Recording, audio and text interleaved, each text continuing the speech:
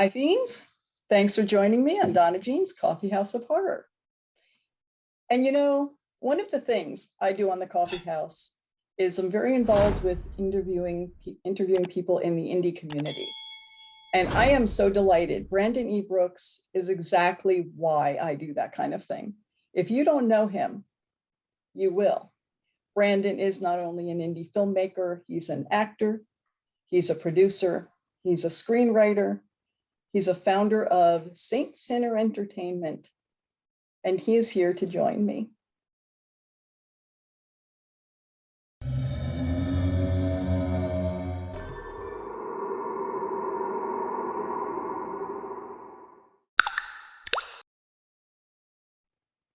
Welcome, Brandon. Thank you for having me, DonnaJean. Appreciate it. It is awesome to have you on here. It seems like I always run into you at conventions when you're walking around with the Terrifier guys or whatever. And yeah. I'm sure it's not going to be too long till I run into you and they're showing one of your films. So that's pretty exciting to me. From your lips to God's ears. Yeah, it's been a long grind, but yeah, that's the plan. You're involved with so many aspects of filmmaking. Basically, you do it all. How did you get started with films? I've been a huge admirer of films just since I was a little boy. Since I was a little kid, I loved horror films and because I could actually take them and not have nightmares. I was allowed to watch them at a younger age. So I grew up loving like Hitchcock and the early Carpenter films, and just anything that I could watch at that time as a little kid just enamored me. So that's kind of where it initially started. But when you're a little boy, I didn't have any inkling that I could be doing that as a profession years later. But that's kind of really where it started, just watching those films, and also action films I loved. And just when I kind of got to my more like formative years as a teen, and out of that, I started kind of doing a lot of creative writing, and yeah, that just ended up spawning me getting into the acting field, which I started at a school called Weiss Baron Ryan of Atlantic City in South Jersey, where I'm from. And yeah, that just got that's kind of got the whistle wet there as far as acting. I did that for a few years there, and also Mike Lemon casting in Philadelphia.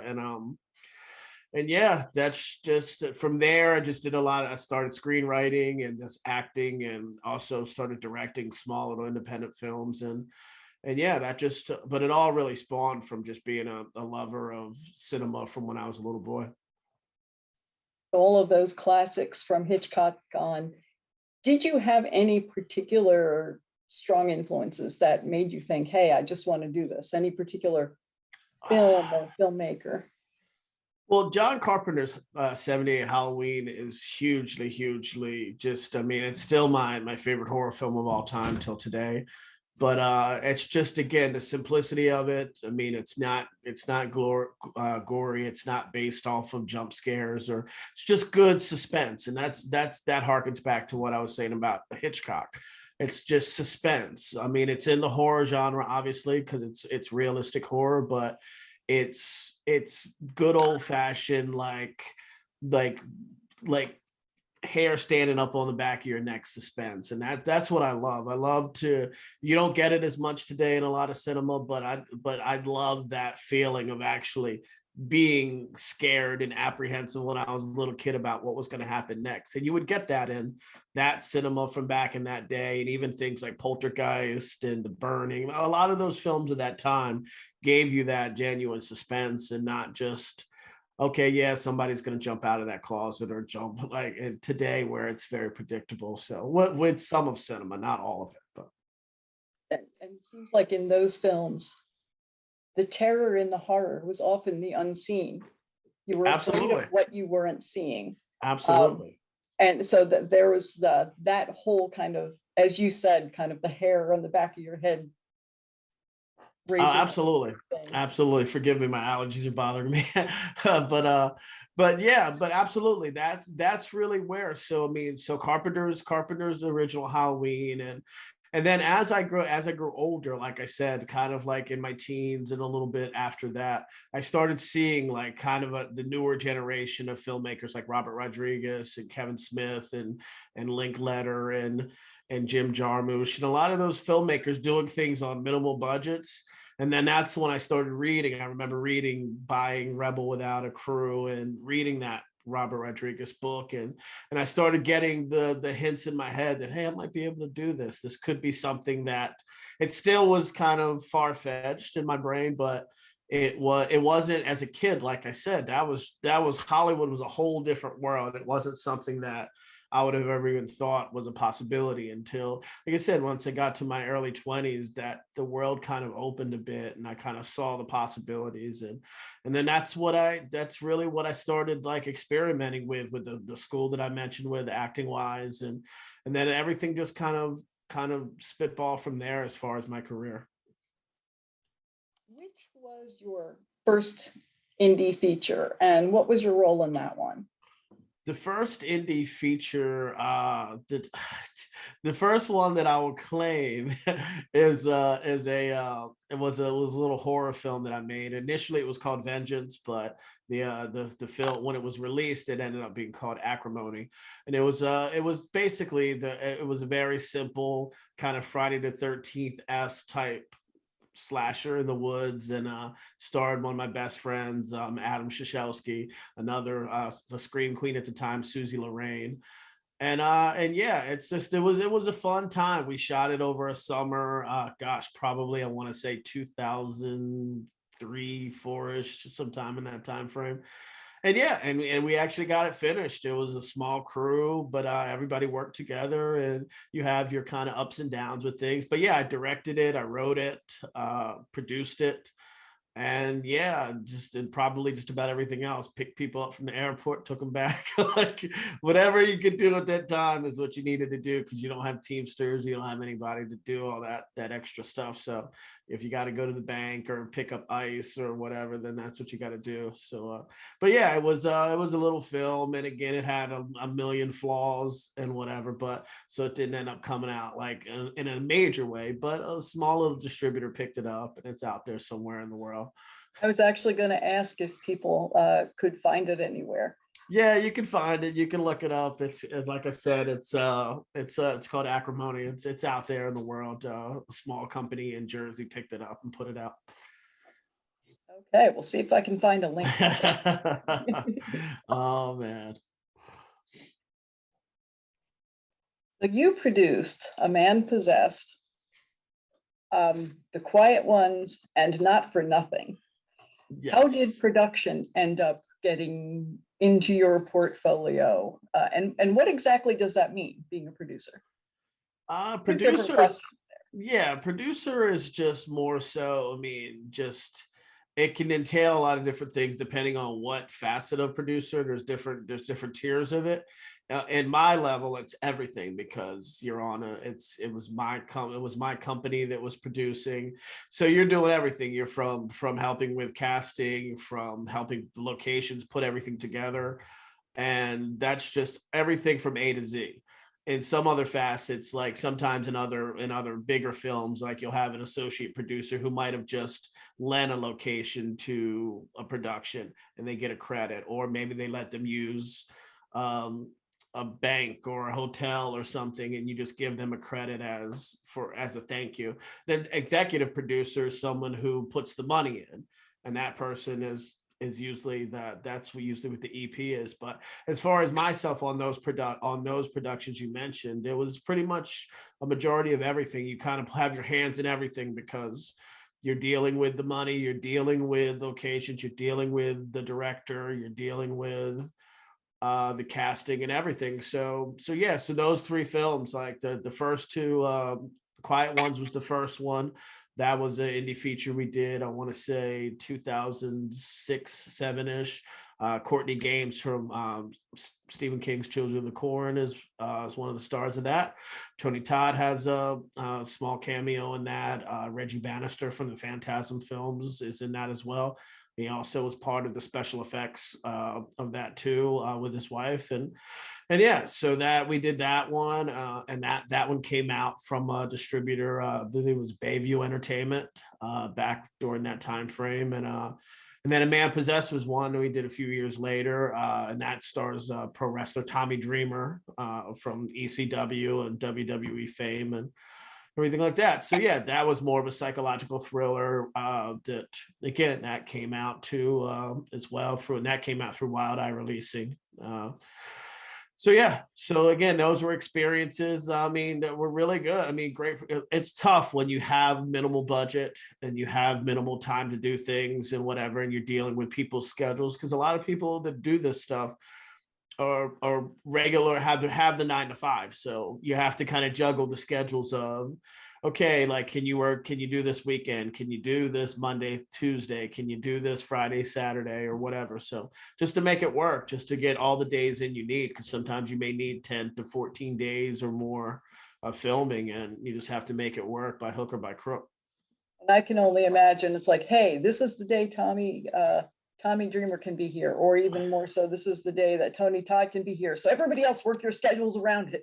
Yeah, I mean, that's what you try to do. I mean, it's tough too, because sometimes the biggest issue is with people who don't have those names, because the people who those stars or the people that have like some kind of clout, if they agree to it, their schedule is definitely open. Whereas it's harder for someone who has the 9 to 5. If you say, hey, we need to shoot something next Friday, it's harder for them to call without notice, to call out of work or to make it work. So that's something I'm dealing with right now. It's just, it's not as easy with individuals that it's not a full-time gig. So That makes so much Yeah. sense. And everybody is you're trying to pay your bills before you get the name to be able to make money at it and pay your bills. So yeah, absolutely.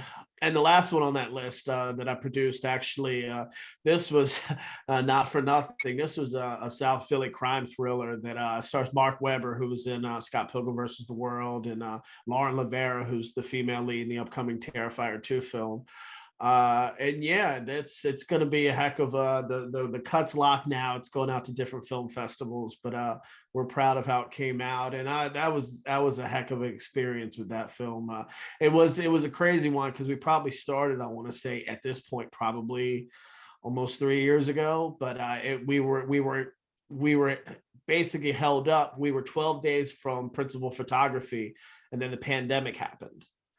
And then we literally had to eat a lot of money, like get flights back, Airbnbs, like kind of just shut everything down.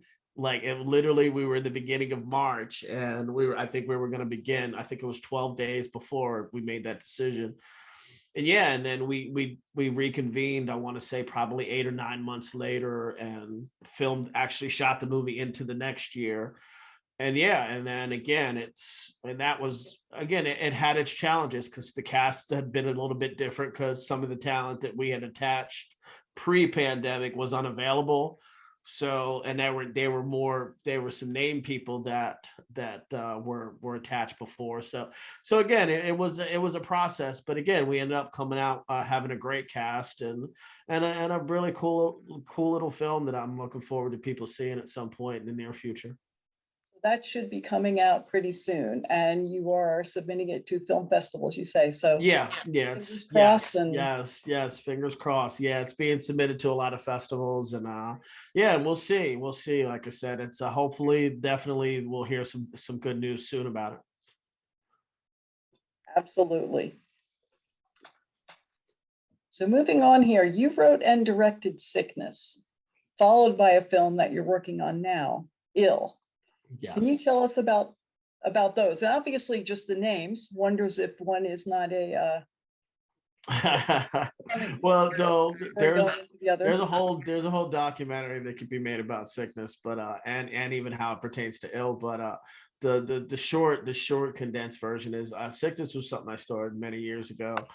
And it was based off of a short film. Brian L. Jones, who was one of my business partners who passed away years back from kidney failure. We had had a concept for a short, and it was very simple. It was all based on in one location on a farm, and these people that were kind of kind of being stalked by kind of a zombie-esque element that was outside on the farm, and it was a cool little short. And when we shot it over a weekend, it ended up being a little bit longer than we expected it to be. I think it ended up being close to 30 minutes. So anybody who knows film festivals, I used to work for a couple of them, it's you're kind of in the death mode when you're in that like too long for a short type time frame or whatever. So I got it in my head, which was kind of stupid at the time when I think back. Hey, why don't we just shoot another couple weekends and we can have a feature, not realizing all of what was needed to like get another 50 minutes or so of a film. Like so, and so it ended up being that was the plan, but a lot of things had to be refilmed, and there were so many just things over like I said, when you're dealing with people's schedules and you're dealing with time frame and people's hair changes, and we even had unfortunate, like I said, death that befell us during the production. So it was that project's had its ups and downs, but it is going to be one that I'm happy to say that it's I ended up turning the actual Sickness project into a 13 episode web series, and it's gonna be out on Tubi TV at some point in the near future. So that's the plan for Sickness. Ill was kind of conceived during the same time of Sickness, and it is more on the lines of the original The Crazies, like the Romero film, and even the remake in 2010, and then a little bit mixture of the film Contagion, and some people would get scared, oh, it's nothing pandemic, no mass, no COVID or anything of that nature, but more just a contagion that's kind of a viral thing that turns people insane for whatever reason. So that film stars Brian O'Halloran from Clerks, and Katarina Lee Waters, who was a famous WWE TNA wrestler at one point, and just an amazing cast of up and comers like Fallon Maressa and Lamar Bunbury, and the whole cast is just fantastic. Actually, Rochelle Davis from the Crow film just signed on the other day, so I'm be happy to work with her. So yeah, so we have a few days left of pickups to do for that, and then I'm hoping that can be out by Halloween time, because there's a couple distributors that are already bidding for that. So. Oh, that's fantastic news. It's something, that you are getting a very positive name out there when you've already got people involved at this phase saying, yeah, this sounds good, we want this. Yeah, I think that was the key thing about it. Even when we were talking prior to the interview about the convention scene, where the horror cons and everything. It's just over the years being able to go to a lot of these things. I started, probably over 20 years ago at the Fangoria shows in North Jersey.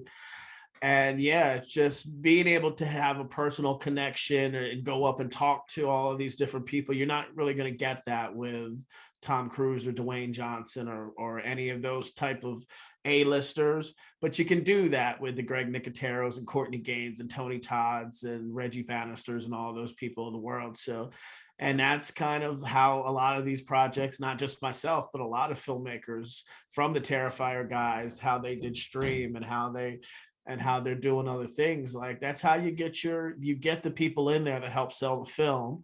And you also usher in the next generation of final girls like Lauren Levere, like I mentioned, she's going to be a star. Like, I mean, when I saw her years ago, you can see it even before I even worked with her. You could just see that she's not only a great person, but she just has that it factor that jumps off the screen. So, and you're going to see it not for nothing. And you're definitely going to see it in Terrifier too. Yeah, that's very exciting. Just from having done an interview with the Terrifier 2 crew, which feels like it's been a million years ago. Time is a funny thing with the COVID world.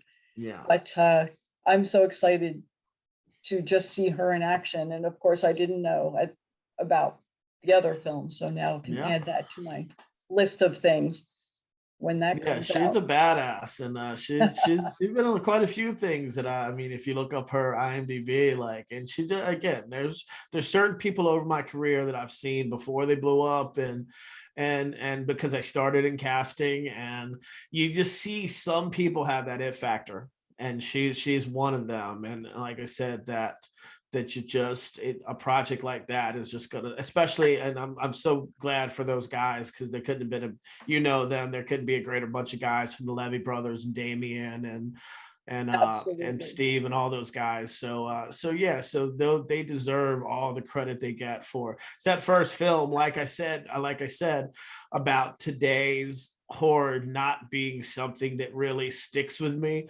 That's a little film before I ever knew those guys. I just turned it on and I was like, whoa, what is happening here? Like this is, but again, it was something genuinely that had me glued to the television. And okay, this is old school. This is what I grew up loving. This is yeah, exactly. It's no holds barred. It's in your face. And when I was watching stuff growing up, that's when your face is up to the TV close. And that's what Terrifier did.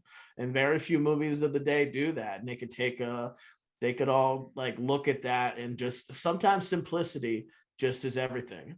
Sometimes we overthink like the jump scares and some of the things that we do in like a lot of types of cinema. Whereas when you look back, a lot of things were simple back in the day in Psycho and in Rear Window. And a lot of those movies, it was just simple and it was scary. Look at Rosemary's Baby, just scary. And it's not about stuck you. Something is not right. There's something unnatural here. Yep, absolutely. It's just, I mean, obviously it's great talent behind the scenes and on camera, but still there's a stillness to Tony Perkins that's creepy.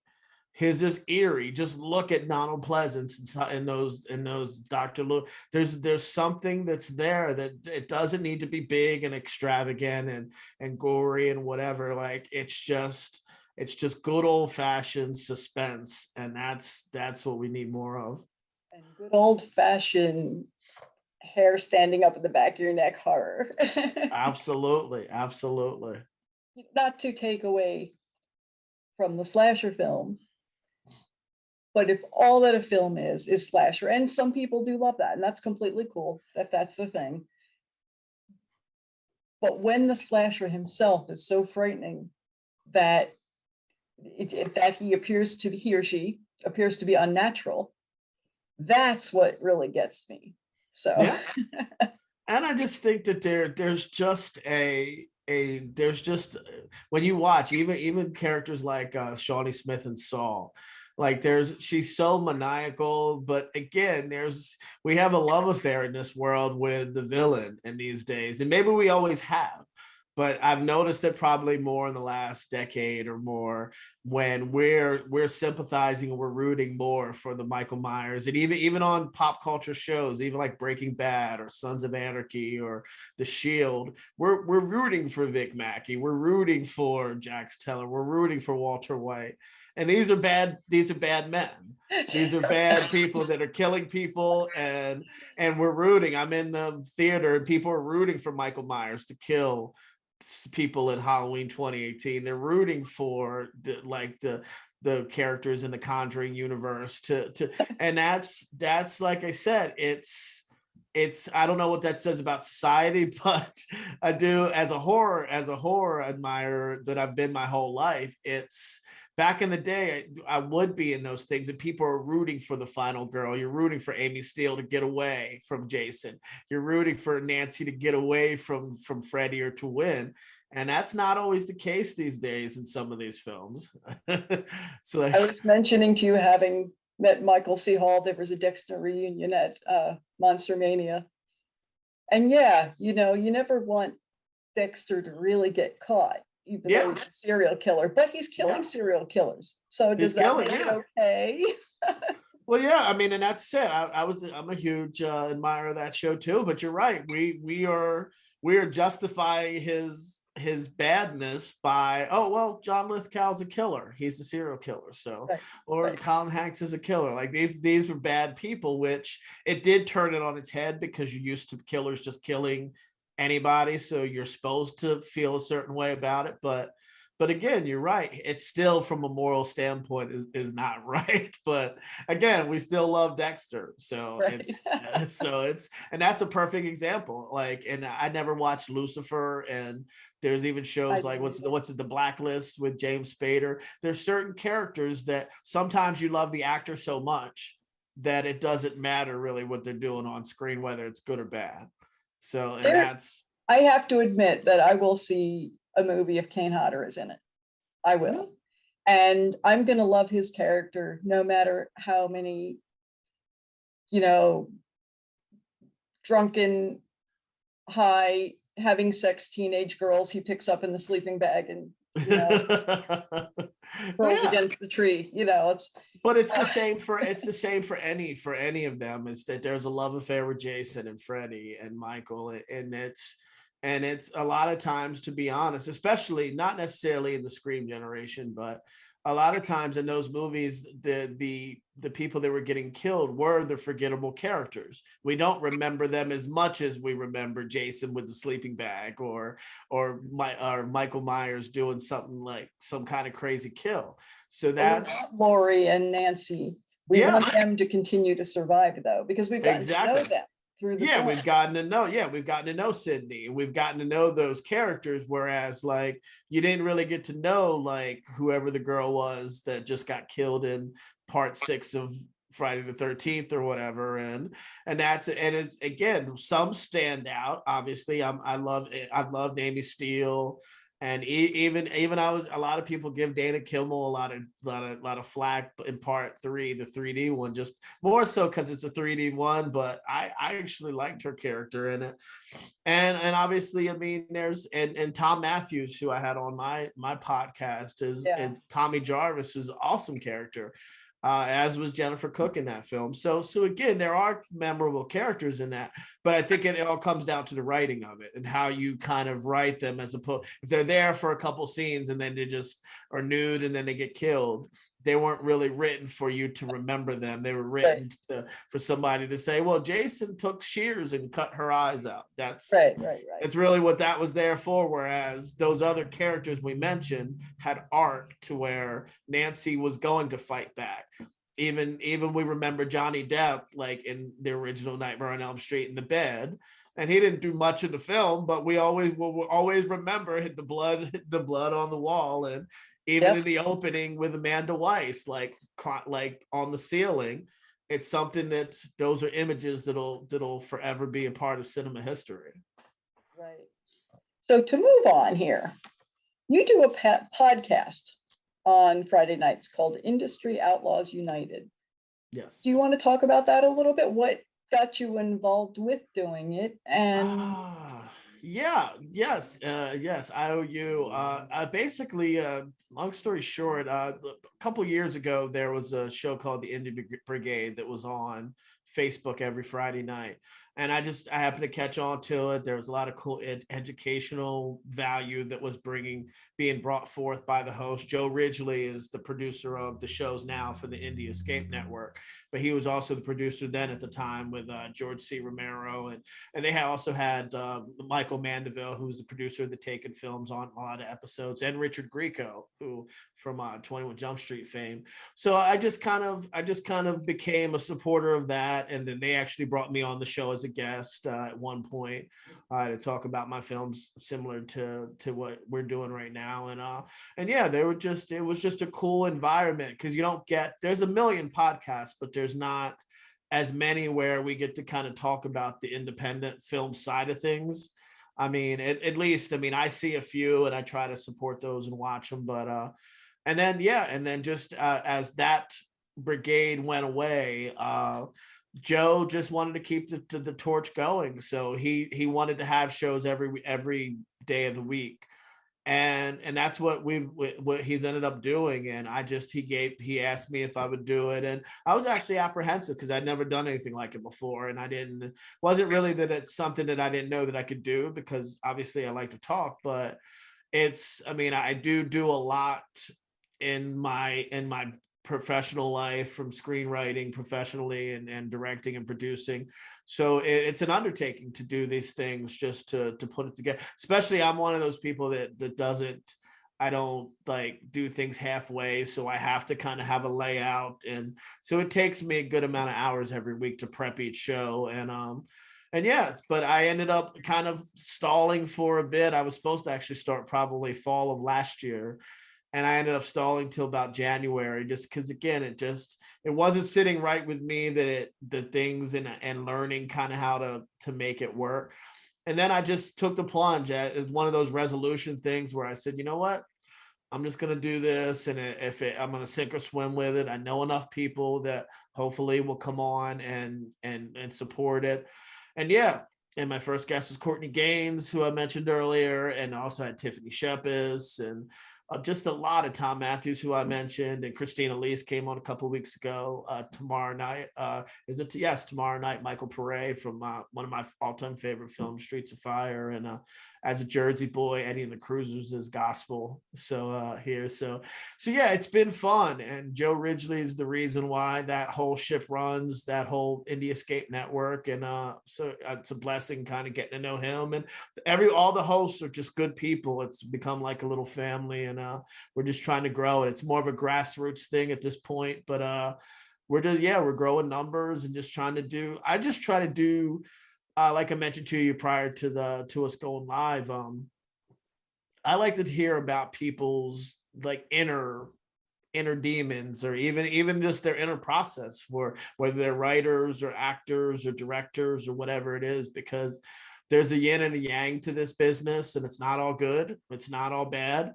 But I like the people who will just tell you both sides, because sometimes people sugarcoat things for you. Oh, it's great, and you get to do this, and you get this, and I like the people who will tell you about the struggles, how they had to live in their car to make things ends meet. How I mean, Tom Matthews told a story on one of my shows about George Clooney living in his closet for 6 months before he got the Killer Tomatoes movie and then Facts of Life. So those are all just interesting stories that are better than just, oh, tell us what it was like to work on Friday the 13th part 6, or tell us what it was like to work with Rob Zombie. Like those are not that those are bad questions, but for me, I'd like to hear about the struggle, because I've gone through it. I still go through some facets of it. So, and I think the people that watch my show like appreciate that there's a little bit more of a level of knowledge that kind of gets imparted by the guests that they don't normally hear from them. So,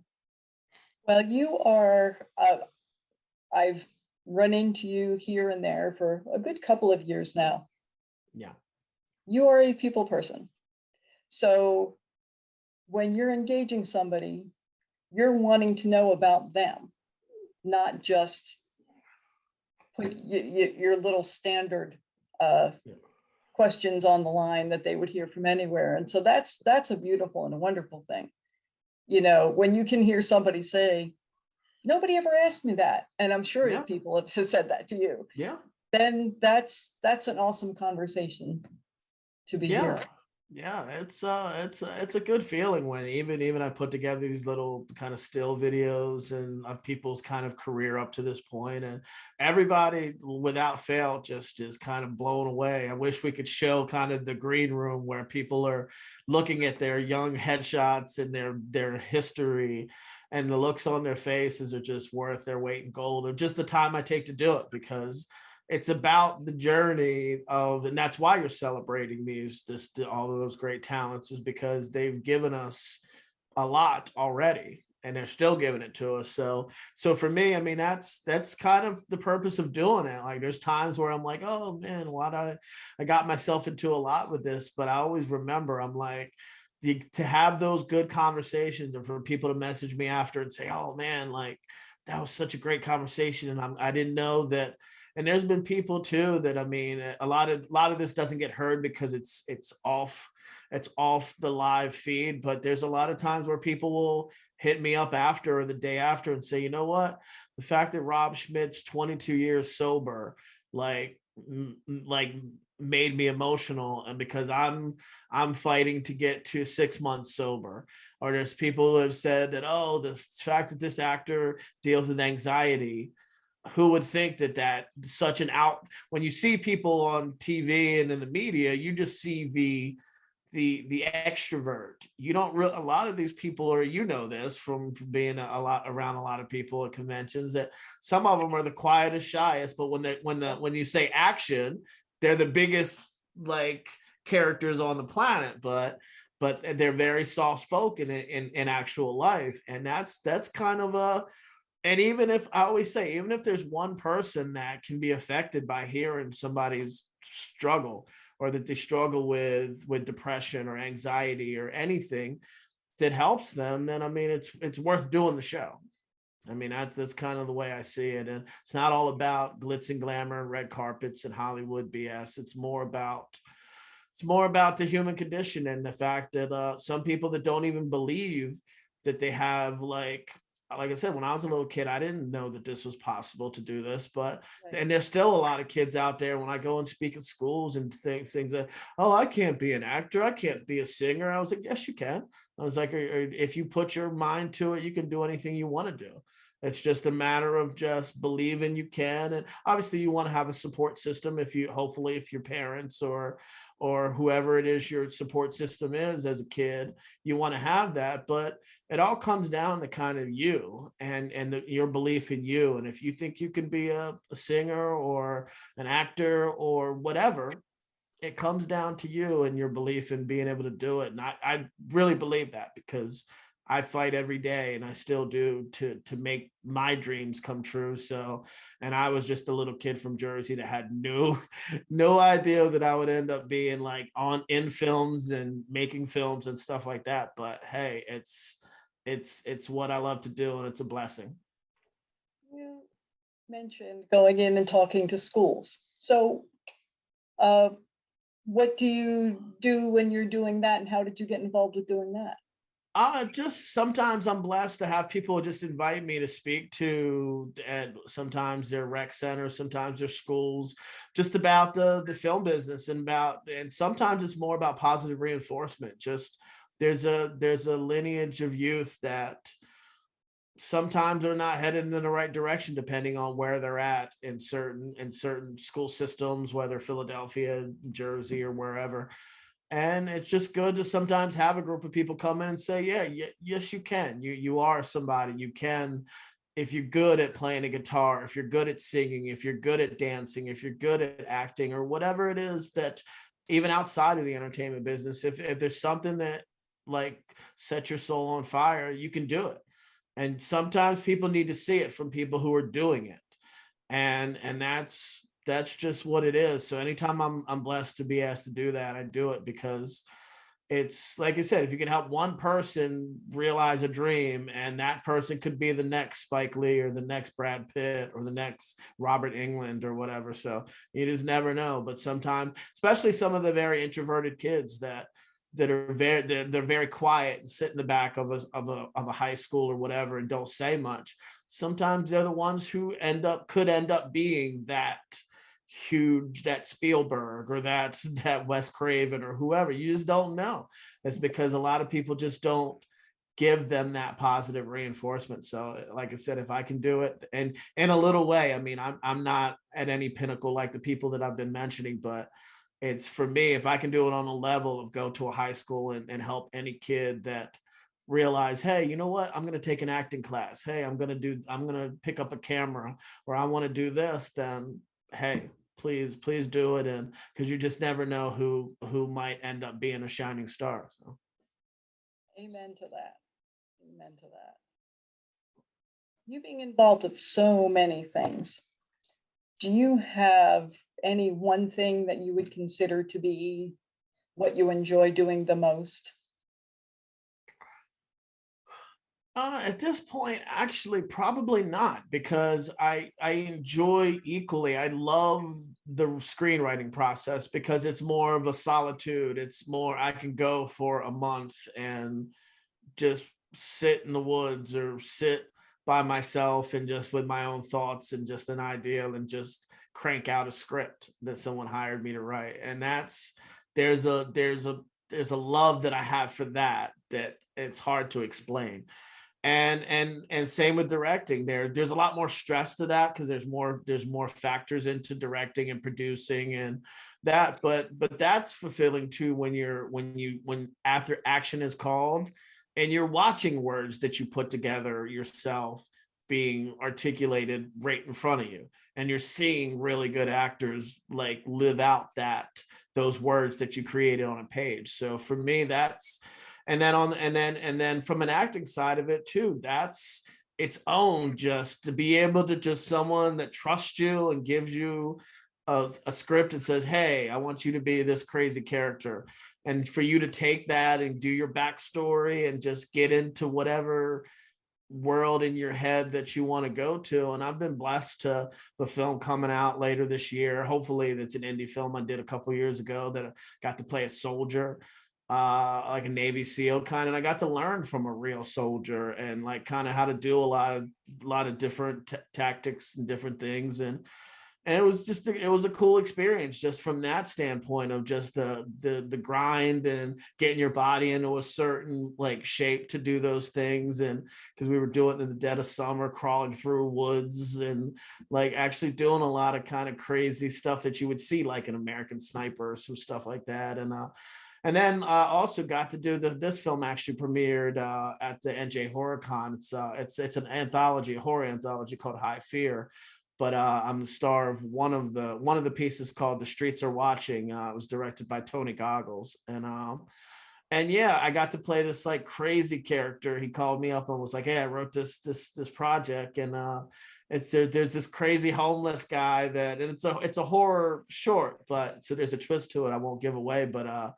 But yeah, I got to like kind of blow my hair out because there is a lot of hair under this bandana, and just go walk around the streets of Trenton and talk to myself and shadow box, and people were pulling up to the side, like taking pictures of me, like, because again, people don't know if you're not a star or anybody else. They're just, oh, we loved your hair. Like, and there's little old ladies stopping, taking selfies with me in the middle of the streets of Trenton.